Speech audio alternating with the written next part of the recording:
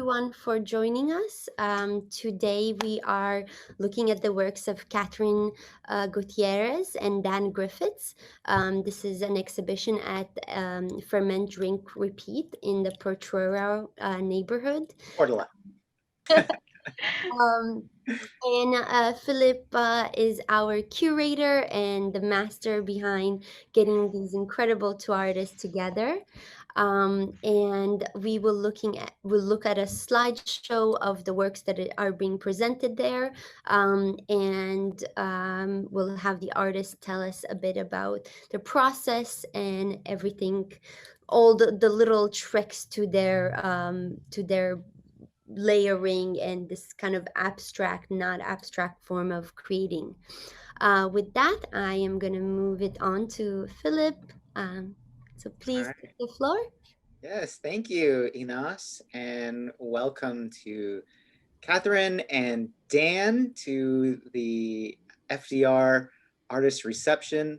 For those of you who don't know, FDR for Ferment, Drink, Repeat. It's a brewery here in the Portola district. And we are happy to have both of these fantastic artists here tonight. And we want to get started by showing you the space and the works that are on view. As you all know, we're in shelter in place, so that's why we are having our reception virtual. But we still hope to be able to share their work, their studio, and their thought processes with all of you. So with that said, I'm going to go ahead and share my screen and show you all the work that is in Ferment, Drink, Repeat, and then have the artists tell us a little bit about their work.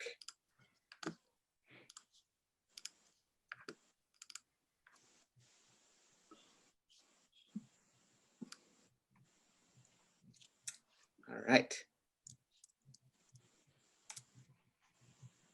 So Catherine, in the space, we have two of your works, relatively large pieces. They really take up the wall really well. And if you could, would you just tell us a little bit about both pieces that we're looking at? And we'll also show each of the pieces individually. So Sure. Maybe tell us a little bit about this body of work, and then we'll look at the works individually. So I started painting this large, I'd say 3 years ago. I took a class at CCA. I normally take classes just to keep me going in terms of inspiration and actually having a larger studio, because I took a summer class and there's not that many classes there. So I was able to take over an entire class floor to be able to paint these paintings. So I just got, I was inspired by one of the students who also paints on loose canvas. She uses acrylic though. I use oil. So usually sometimes the hesitancy to do oil is that it could crack or some issues could occur, but I just said, I'm just gonna do it anyway. So I was able to lay these out and I painted them at the same time. And my idea was I wanted to know what it was like to paint like Helen Frankenthaler and Jackson Pollock and throw some paint around and just have like fun with it. And I can see why they painted so large.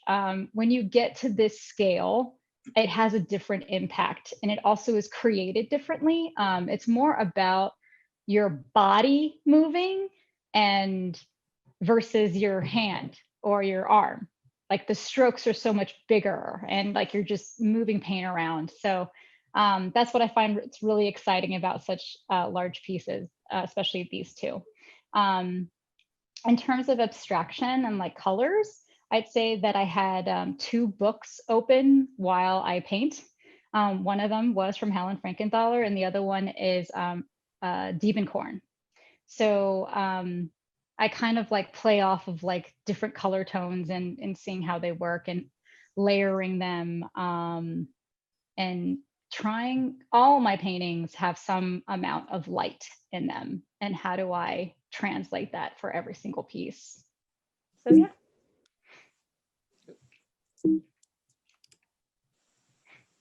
So this one, About the satellite. satellite, yeah. What's interesting is that this has like a section in the middle that looks like a cloud. And when you see this from a distance, like you're looking at a screen, which is kind of difficult, but when you see it from a distance, the lighter tones around this darker band in the middle, it almost looks like darker clouds in front of a light source. And then you have like these darker pieces coming in, which kind of look like, from what a couple of my friends thought, were like continents coming in. So that's how the name came in as satellite. So yeah. Okay. And Starburst was a definite exploration in mark making. What types of mark making could I do? What types of strokes could I do? What other materials could I use to subtract? And also create a sense of light at the same time. Great. Thank you so much. Mm-hmm. Let's go to Dan. Dan, do you want to tell us a little bit about this body of work? These three were painted roughly around the same time. And it seems like from the beginning all the way to now, is a trajectory. And each time I learn something different and then apply that. It's just a constant experiment, really. And I started using, for all three of these, more of the really contrasting colors, like, getting the yellow. I was really into that yellow for a little while, and the kind of violet. And also, sometimes I paint with a section of metal flashing that you would like, that's already kind of L-shaped. I cut a 4-foot section of flashing, and then I put the paint on the flashing, and then I drag the flashing across the panel. And so for those of us who don't know what flashing is, can you just tell us a little bit about what that is? Flashing is like the stuff you would put around a chimney or at the base of a wall to keep water from coming in your house. It's basically a piece of metal that's flexible, more flexible than, like, say, a gutter or something would be, but it's already the perfect painting tool. It's got a curved side. I'll show you one in a little bit, some of the tools. I make my own. I don't have any brushes really or anything like that. So I like to use these things. When you see an old wooden chair, there's like a piece from the chair. I use those sticks. I paint with a lot of sticks and just metal things. And then I finally started to branch out and use some actual like plaster knives and different kinds of weird cement knives and whatever. The one closest to us that we see right there, I used a larger knife and actually let it make a stripe on there, which a lot of times I wouldn't do. Mm-hmm. Like I said, it's kind of an ongoing experiment, and my job really, as I see it when I'm there, is to not think about it, to not try to make it be anything or try to make it be a certain way, to really just listen to your first impulse. And I kill lots of them, I murder them, and they're ruined completely. And I learned to stop too, to leave it alone, walk away, because I'll just keep doing things to it, but I'm getting pretty good at walking away after I killed some ones that I really liked. So yeah, I just keep trying to get out of my own way. And that's why I like to paint in this sort of abstract way. Like, I don't want to try to be a thing or make it be a certain way.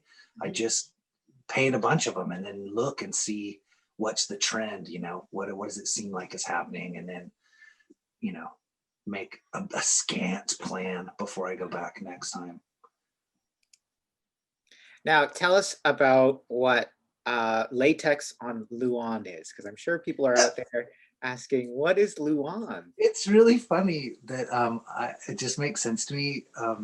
I build things sometimes, so and my training is in the theater mostly. I've had some visual art training, but I work in the theater almost exclusively my whole life. And so when the pandemic came, it was like, I thought, oh my God, now's my chance to get to paint. And so I started painting like the first day of the pandemic. As soon as they were like, stay home, I was like, I'll stay home and paint all day, every day. And so I painted about 60 paintings since the pandemic started, which is crazy because now I have them all and I can't go anywhere and show them to anyone. But so I'm really grateful for this opportunity because anyone at all gets to see them, you know. But Luan is a kind of plywood that's used for like cabinet making. It's really, really smooth and lightweight, and you can cut it into any dimension you want. You can go to Lowe's and buy it in 4x4 dimensions. I usually buy 8-foot sheets and then cut them at half myself because it's a little cheaper, but just depends, you know. It's great. You can just go there and pick up 10 and leave, and then, you know. And I also use latex paint. I use house paint, interior house paint, which makes it tricky. You can blend it to some degree, but not to the degree that you could with oil paint. But it also has some properties, because it's rubber, that it stays, like if I smear it, it retains its integrity underneath other layers, and I can scrape layers away and the other layers just sitting there still. And so that's fun. Is there anything about the title? Like, how do you come up with your titles? We saw Abandoned, we saw Dumbo, and Haunted. But this one I said Haunted because I thought it sort of looked like a house, and I thought that this looked like an apparition standing in the doorway, kind of a glowing sort of apparition. And that I scraped it off there and it looked like a window. And as I was doing it, you know, sometimes I take the edge of the knife and scratch the thing really, sometimes kind of severely, and then paint goes into the crack. And then when I scrape over that, that stays there. And so that's how come you can see some of these lines that are scraped into it. And that kind of reminded me of a house. It looks kind of like a haunted house, and like it also kind of looks like that child's game, Chutes and Ladders, a little bit to me. There's another kind of ghosty thing. And yeah, the other one looks like an abandoned house. Because I mean, I usually do all right angles. I only come at the thing usually just straight across or straight down. But a couple of times, occasionally, there'll be an angle, which sometimes looks like a house. Great. Thanks for sharing a little bit about your work and your process. I really like that we are here looking at your workspaces, and they're both really interesting. I love that you're showing, on Catherine's side, she's showing a little bit of her swatches, and on your side, a little bit of piece of your theater background. If you wouldn't mind, would you guys mind just showing us a little bit about what we're looking at, and tell us a little bit about your studio space? We'll start with Catherine. Okay. So I technically have 2 studio spaces. My other studio doesn't really have power, so I paint in there during the day. And in the garage, I paint the larger pieces because they kind of become like unwieldy inside that other room. So okay, lifting this up. But essentially, this is pretty much everything that I need to do my work. Paints, Gamasol is what I thin out the oil paint with to make it a watercolor-like consistency, and then use mixing quartz that are like, you know, Home Depot or whatever. See whatever's super cheap that I could use to mix. And I use. Are those swatches for you to just to see how colors blend into each other? Exactly. Yeah. So when I buy new colors, I then start testing them with grays and blacks and other colors that I think they might work well with, or study other artists and their paintings and seeing how I could recreate that color. Because as you know, with oil paint too, or anything that's like painting related, trying to create the exact same color over and over and over again is really difficult to do. So And so I have tones that I normally use, but I always feel like I gravitate towards yellows and what was it, the tertiary colors where it's like a sky blue and a purple and then like an orange. Mhm. Like an Indian yellow is amazing, with just a little bit of white. And so it's kind of like these colors that I end up working with. It's interesting And because, when we're looking at the swatches, it makes me think that you're a really methodical kind of painter, but then contrast that with the paintings, they're a much more, they feel really loose and like you're not really, right, thinking about it too much. So it's this interesting dichotomy in the way your process that I'm observing. right. I am an architect by trade, which is rigorous enough. And so when I go into the studio, I like to not be that rigorous. Right. And really it's about what Dan was saying. It's like having fun and experimenting, and seeing what you could do and just creating. I mean, I feel like, I think what this pandemic also has shown to me is how important creating is to me and probably a lot of people out there, to keep yourself sane. I'd be eating furniture at this point if that if I couldn't do art. So yeah, it's definitely something that is needed, I feel, for myself specifically. And then now I have like easels, or these are sawhorses that are holding up these paintings, because I don't want to put these paintings on the ground, which is normally what I would do, because we still are kind of in a construction zone.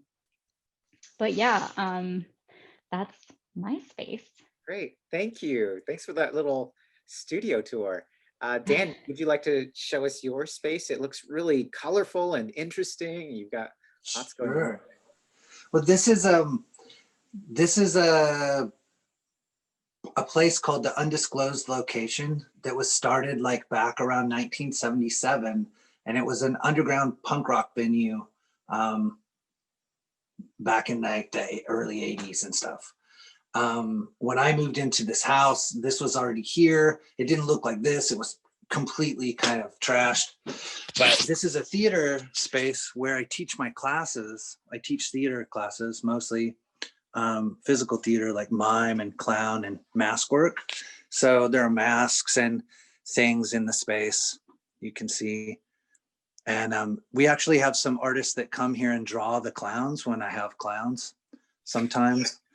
They do clown drawing that's just for a kick, and then I have a lot. There's the guy who originally bought this house. He was an artist and a painter, so we have his paintings around, and different artists from the neighborhood from Visitation Valley. And I end up putting all my paintings in here because, see, I can probably do this better if I flip my camera around here. I have some paintings that I've been working on recently that are in here, some things, but I'm just starting to stack up, I've been painting a lot. Like Catherine was saying, if you couldn't during the pandemic, you'd go mad, This is a fun little space. It's kind of a little. Is that a bar?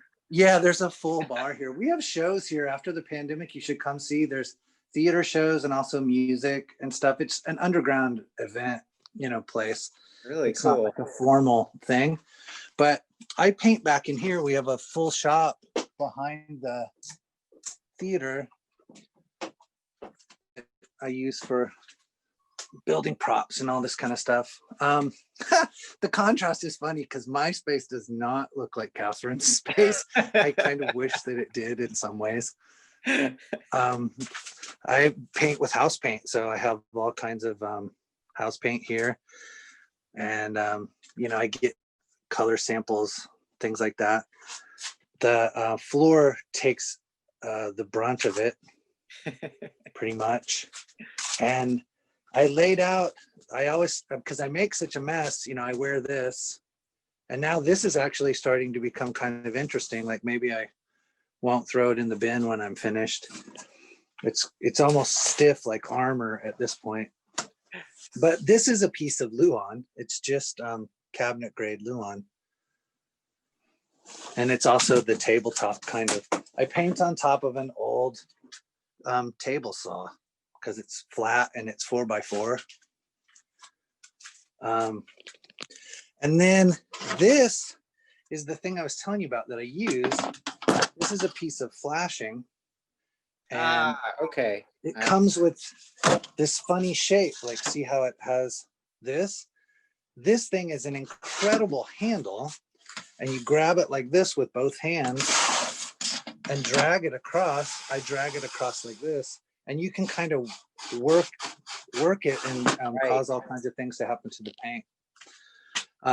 I really like the paintings of Gerhard Richter, and he does a similar thing, but I don't know what he uses. I think it's like a board. Here's another one, just a smaller one. He uses plexiglass screwed to 2x4s. Oh, it's plexiglass. Yep. I wondered, because I watched this documentary with him, and it was pretty interesting to see some of the stuff, but this is my little studio, you know,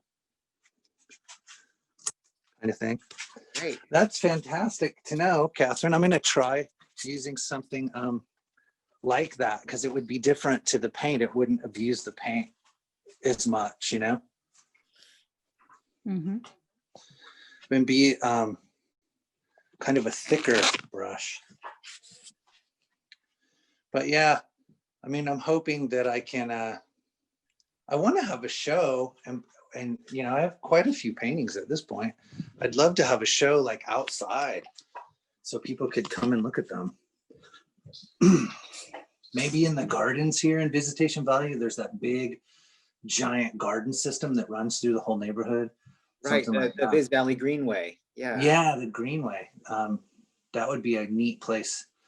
The person who takes care of part of that is the person that recommended that I join ArtSpan, Ann Seaman. She's an artist. Yes, we've also showed her work at FDR as well. Ah, cool. Great. So just, you know, you were mentioning that you come from a theater background, and, you know, as somebody who's in theater, I imagine there's sort of a skill or an awareness of your body and how you're presenting yourself or projecting yourself. Is there any parallels that you find in the painting process? Is there anything from the theater world that you're bringing into your painting? Maybe just that, you know, most of theater, like it seems like it would be really technical, like you figure out what you're going to do, but the moment that you're doing it is completely by the seat of your pants kind of feeling when you're actually performing something, even singing or anything, you know.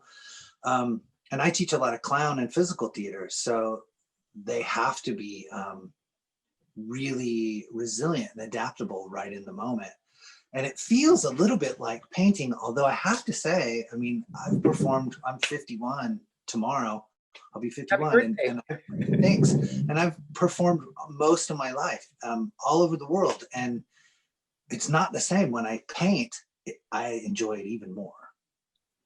It's an even better feeling because I'm all by myself, which I also like. And I'm just, you know, painting, hours pass and I'm just like euphorically joyful the whole time. So that's a little different. Yeah. And Catherine, what about you? You mentioned that you are coming from an architecture background, and I imagine there's lots of, you mentioned lots of rigor and lots of structure and order. I imagine that's probably why your paintings feel so loose and free. Is there anything about do you see any relationship outside of being a contrast? Do you find do you take anything from your architecture background and apply that to the painting? I definitely do. I think the process, like architecture is a process.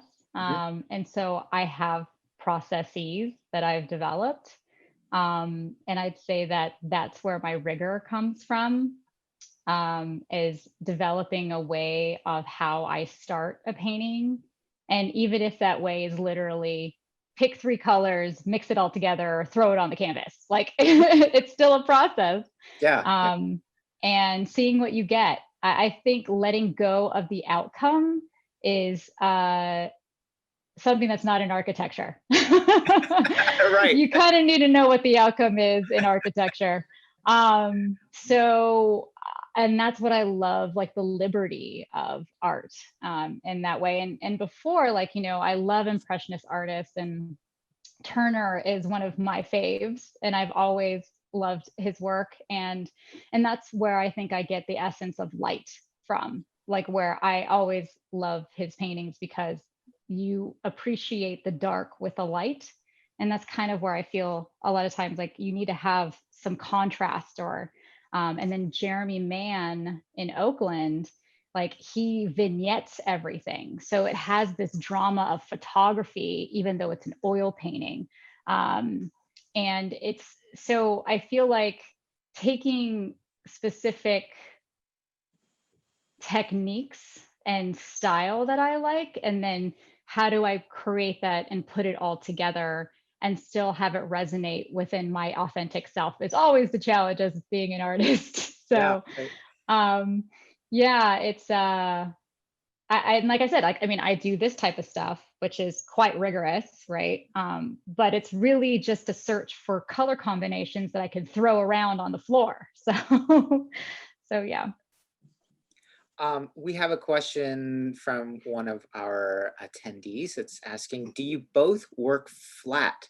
How do you get perspective enough while working? Do you use ladders? Yes. So I definitely work flat. And even I don't like I said, I have these current paintings on A-frames, and I don't like that because I'm not as far away as I could be to look down on the painting.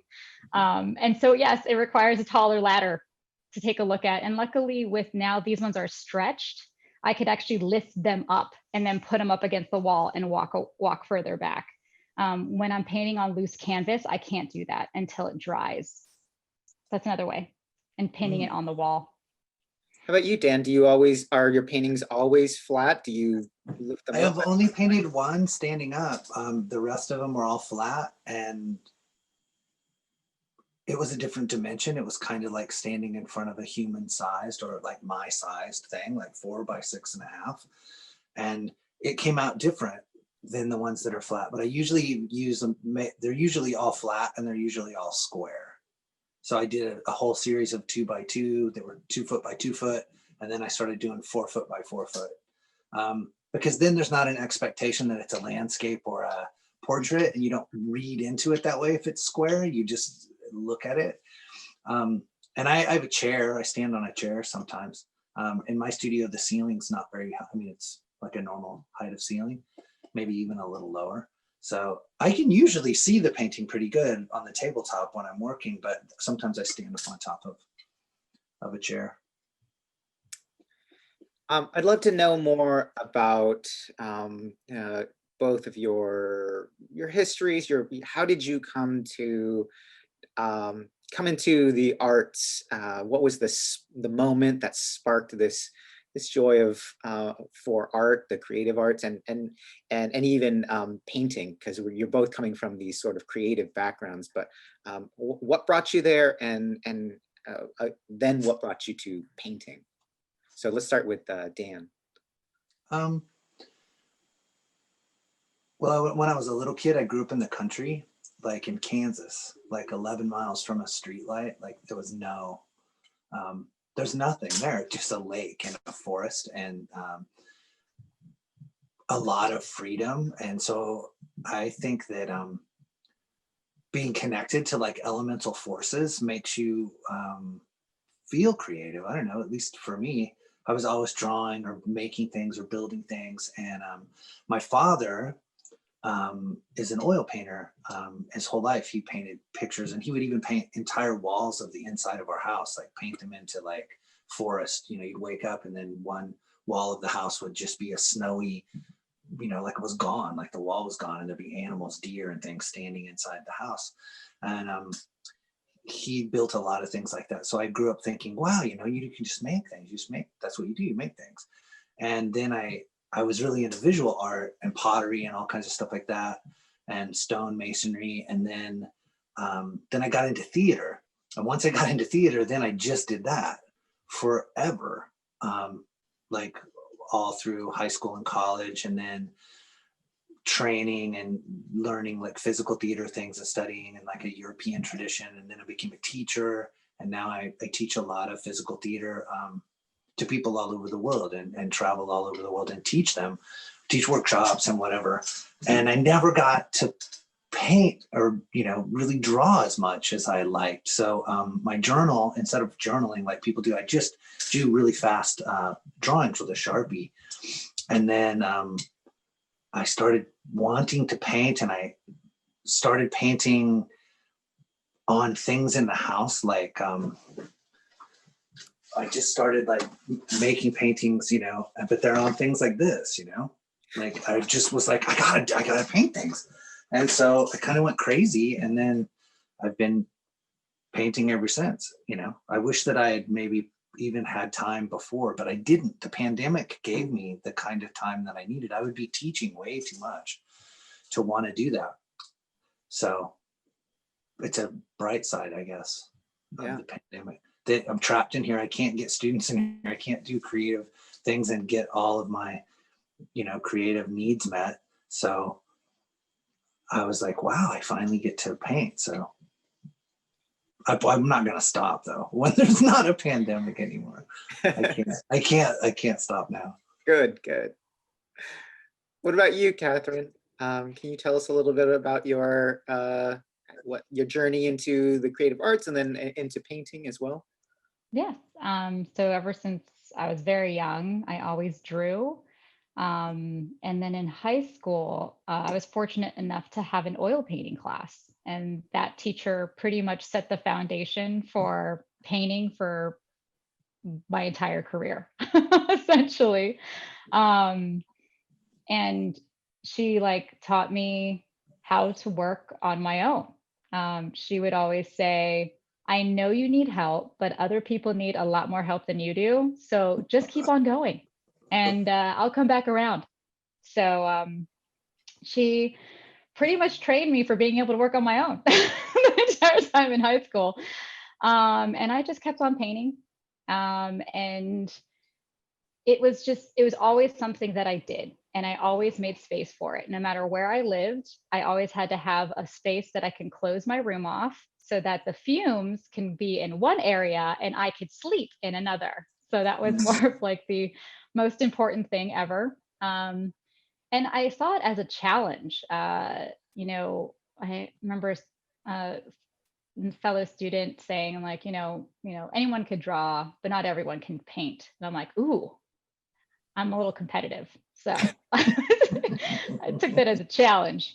And I just fell in love with oil. I mean, the depth of color is just phenomenal. And you could just fall into those colors, and you can create so many different colors and depth, and it's just mind blowing. And so I'm just continuously renewed every single time I'm in my studio of like, I'm just going to mix paint all day, like I'm just going to mix it and see what happens at the end. And I started actually taking oil painting continuing education classes like way after college. It's kind of funny. It didn't occur to me to take it in college when I was getting my degree in architecture, probably because I had no time.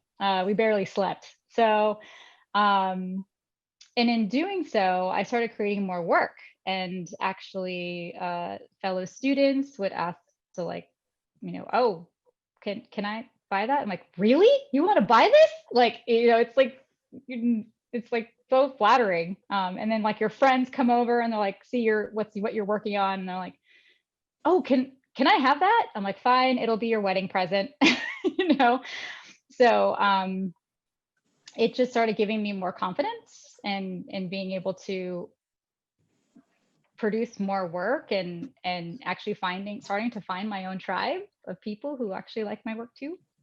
and also connecting with other people on why they actually like my work. I think that's kind of always been the interesting part, because I have 3 different styles of paintings, and one person who likes my palette knife work, which is some people who are then like this type of work, like they're kind of 2 different realms. And so it's always just kind of nice to connect with people on what moves them about what I do. And so yeah, I just keep on doing it. Great, thank you. Let's open it up for some questions from attendees if we have some. If not, we'll continue with more questions from me, but would love to see if anybody else wants to ask. We have So please feel free to unmute yourselves. This is to the guests, and ask directly. There's also a hand button where you can raise your hand and we can spotlight you, but whatever works for you. I know Jason was asking a few questions. If he would not mind unmuting himself and asking them directly. Thank you. Thanks, Enos. Now I have to remember what my questions were. I see you had some question asking about future visits to the event space. Oh yeah. Yeah, just is Ferment open? Ferment.Drink.Repeat is open right now, but mainly just for pickup. The space itself is not open to the public. Okay. But are you talking about the FDR, or are you talking about Dan's event space for the theater and all that? Yeah, thank you. Actually, both, because I would love at some point to see Catherine's work in real life. I wrote to everyone just because it's so big. And then also, yeah, the question for Dan was like, should we contact you separately to hear about events happening at your place at the space, or is there a link that you can supply, or what's the preference there? Thank you.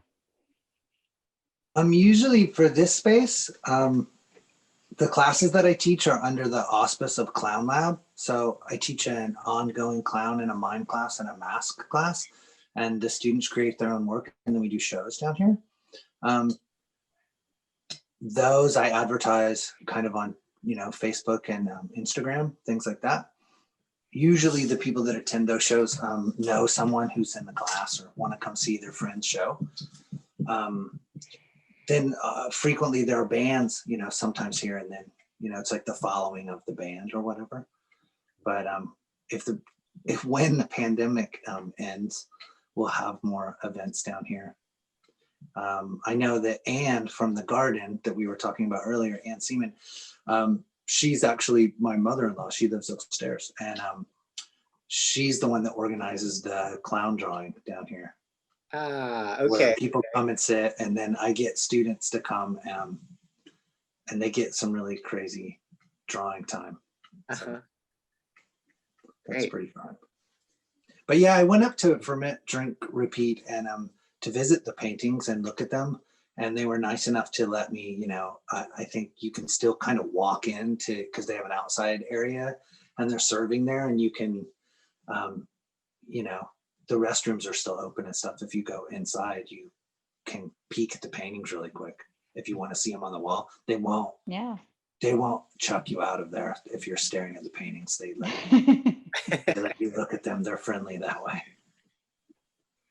I want to ask about the sizes. Both of you like to work in these large paintings, and there was a little bit of talk about it earlier about the relationship that you have with the works. I just want to know a little bit about what's your relationship to the works when they're larger. We'll go with Catherine. Sure. I just feel when the scale becomes so large that it kind of could pick up your entire view, that it just affects you differently. I think it has a bigger impact. But I also love Vermeer's work, which are like this big and ridiculously, detailed. So I also work that small, just because I love Vermeer. But Do you when work abstract that small? I work palette knife that small. Trying to get this style to be smaller, the smallest I've done has been a 40 by 30, maybe? No, a 36 by 48. I've been trying to get this smaller, but I feel that it would start being a little quaint if it was that tiny, or like, just smaller. Because when you see these in person, like, these are not quiet paintings. Like, these are statement pieces. This is like oh wow, that's a painting, right? It's like, I feel like it's because they're so large, they require a larger wall, and for you to, you're just, I think, just more affected by something that large on the walls. Yeah. Dan, size for you. Now, I love that you're using these really non-traditional tools. You use sticks and you're using flashing. Tell us a little bit about how you're interacting with your paintings when they're a larger scale. Well, I think that Kat kind of said something earlier that resonated with me about like that it's about you're doing this movement, like a larger movement. And since that's such a big part of my life and my training anyway, right. And even when I did performance art, it was always that same kind of thing, and clown and theater and stuff. It's a movement based form. And, having to do some big thing, especially with the pieces of flashing, like I can't control what's going to happen. I have to give up and go, okay, I made this choice. I'm going to use this color on top of these other colors. I don't know what's going to happen. When you drag something across there, it doesn't just make a perfect line of it. Things happen, and things happen to the layers of paint that are underneath of it that are outside of your control to a big degree. You can do some things, but I just think having something big that that takes up your whole field of vision as you're working on it, also you kind of fall into what you're doing. I made some really small ones that were successful in a way that I can't make them big. And I'm still exploring that. Like, I made some really small ones like this big. And I wish that the way that it looks on this tiny thing, I could cause that to be on a really big painting. Sometimes if I make some preliminary like ones on cardboard or something, I'll cut them up and then take the pieces of them that I think are interesting and then try to reproduce those larger. So I don't know. That's really hard. It's weird. Scale is really weird. That's really hard. Moving from one scale to another is really, it's really hard. Like, my palette knife paintings are usually like 12 by 9s.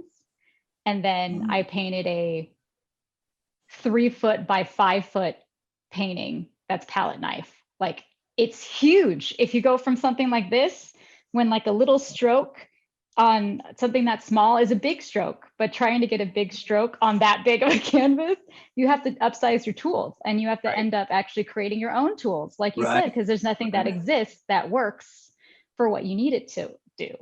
Yeah, now all the squeegees and stuff that I see, anytime I see anything, the things you use to smooth the surface of concrete and all that stuff, I'm like, wow, how can I make and most of the time, like a knife that you would use as a plasterer or anything, the biggest plaster knife is about 12 inches size. So I have a flashing thing that I made that's, about 2 feet wide, and then another one that's 4 feet wide. And I'm constantly looking for anything else that, now that you said plexiglass, now it's on. I'm going to find, because even some of the smaller knives that I have that are plastic, also the weight of the knife, like I can drag a certain kind of knife across with paint on it, and it leaves sort of like round, almost like droplets or if it's heavier, you know, the mark is different.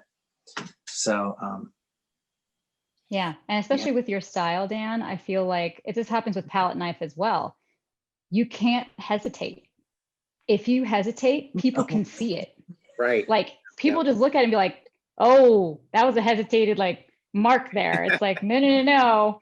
You got to go, like, you got to have the confidence, just be like, yes, this is the mark and I'm going to do it. And then be okay with whatever mark that you make. I found that in the standing up painting, the only one that I've made, I especially had to do that because I would mix the paints and then thin them out.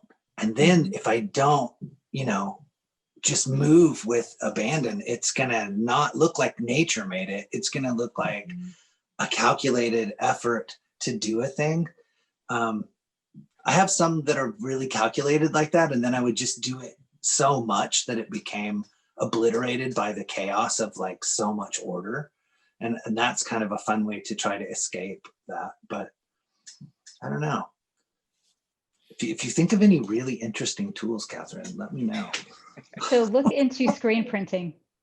Screen printing tools. Oh yeah, they have big squeegees. Because they also have really big squeegees, but the other, it's different because the rubber gives. See, plexiglass does not give. No. So it'll give you a different mark. The flashing gives a little bit. There's like a flex in it that you can kind of like flex it as you go. I also recently got a gift of some paints that are used to paint the cells for animation. It's like really pigmented, it's crazy amount of pigment. And I played with some of that. Interesting. Yeah. Could you Don't experiment. I'd love to know a little bit about your schedules for making art. Like are you a daytime painter? Are you a nighttime painter? Catherine, you're working at a full-time job, I'm assuming. When do you carve out the space, or are you just sneaking away from Sunday mornings? Okay. My Sunday mornings are my sacred mornings where my husband takes my 1-year-old and for the entire morning, and I can paint for like however long I want to. So I usually paint I need at least a 3-hour chunk with oil because the cleanup time needs to be accounted for too. But if I'm working on something, I also like to work in daylight. I don't like working with artificial lights, and because it changes the color, and I don't, daylight bulbs and all that kind of stuff. But I mean, I just like painting with natural daylight. What about you, Dan? Well, I have a 7-year-old, and I usually teach my theater classes at night. I finish around 9 or 10 o'clock, and then I'm up, and now that I teach them on Zoom, I finish my class and I'm stoked. I want to do stuff, and everyone else is going to sleep. So I usually listen to spooky podcasts and paint in the That's why they're titled like Haunted and Abandoned. Yeah, right. I listen to really the spookier thing I can find. I love spooky things, and I'm downstairs painting in the dark. It's dark everywhere else in the house, so it's kind of creepy. And I'm just down there painting, and it's wonderful, like to stay up. I've done it my whole life, like stay up in the middle of the night so that you have complete freedom. There is no one else but you. They're all, dead asleep. You can do whatever you want. It feels nice. You take your time, and they never interrupt you.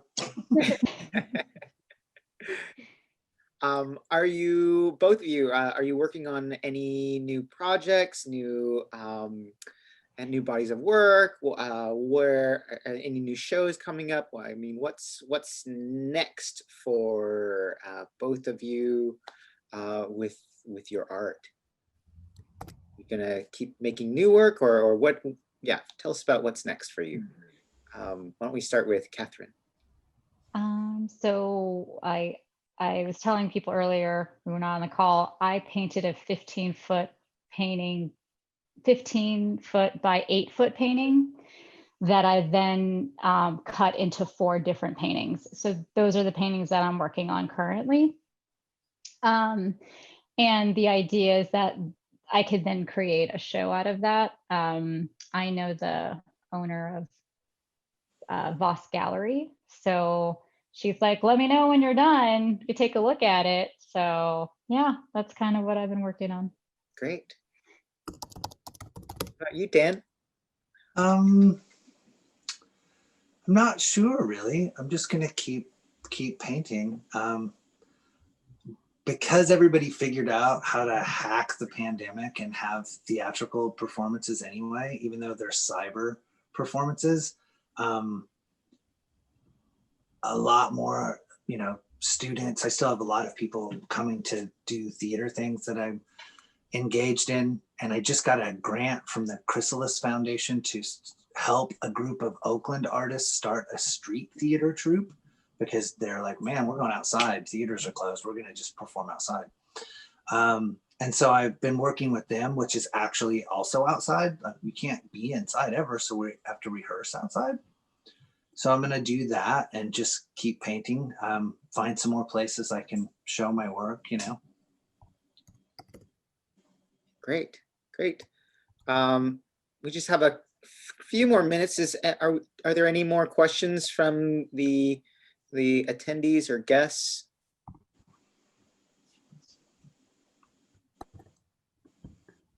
No? Everyone's so quiet today. I joined a little bit late, but I just wanted to say hi to everyone and thanks for putting this together. Yeah, nice to meet all of you. Thanks, Ido. Ido or Ado? I'm Ido. Oh, thanks. Thanks for being here. Yeah. Lovely to see some of your work. I just wanted to talk briefly. I know, Catherine, you had mentioned some artist names like Helen Frankenthaler, Jackson Pollock, Turner, and I was definitely getting this Frankenthaler vibe from you, the way that the paint is staining the canvas. And Dan, you had also mentioned Gerhard Richter as somebody who's sort of dragging the paint across the canvas. Are there other artists that you both are inspired by and are interested in and that you want to share that inspire you? Let's start with Catherine. I also mentioned Jeremy Mann. He does phenomenal work, and he's like the impressionist painter that I want to be when I grow up, kind of painter. And I have 2 of his books or 3 of his books, just as inspiration, just to look at color combinations. The same thing with Diebenkorn and his Ocean series, that I really love looking at. And it's really just looking at color. I just love color. So I find the people who have the colors that inspire me. Yeah. How about you, Dan? Are there other artists that inspire you? A lot of the things that I'm inspired by are in other mediums, I'm really into Jodorowsky's movies. I like that kind of thing. I like Egon Schiele a lot. Oh yeah. Those are, I like a lot of the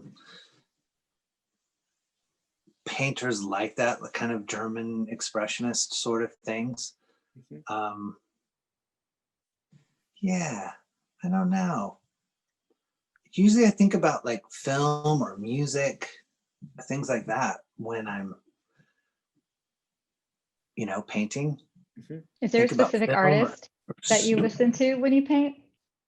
Well, I told you guys I listen to scary podcasts, but I also yes. listen to I listen to classical music sometimes. And then also there's this old radio show from San Francisco I never even knew it existed. It was in the early 80s. I'll have to send you the link to it, but it's like it's a band, but they just make noise. It's just noise, but sometimes they have radio shows, and they used to have radio shows where people would call in Oakland, and I found an archive of those, and sometimes I listen to those while I paint, you know. I listen to Odessa. Oh, that's a good one. Mm. Great. Well, we are at 7:30. We're pretty much at the close of our artist talk with Catherine Gutierrez and Dan Griffiths. Thank you both for sharing your time and your process with us. And thank you to ArtSpan for continually promoting the arts in all the neighborhoods and bringing us open studios every year. Thank you to all the attendees and the guests for joining us, and have a great night.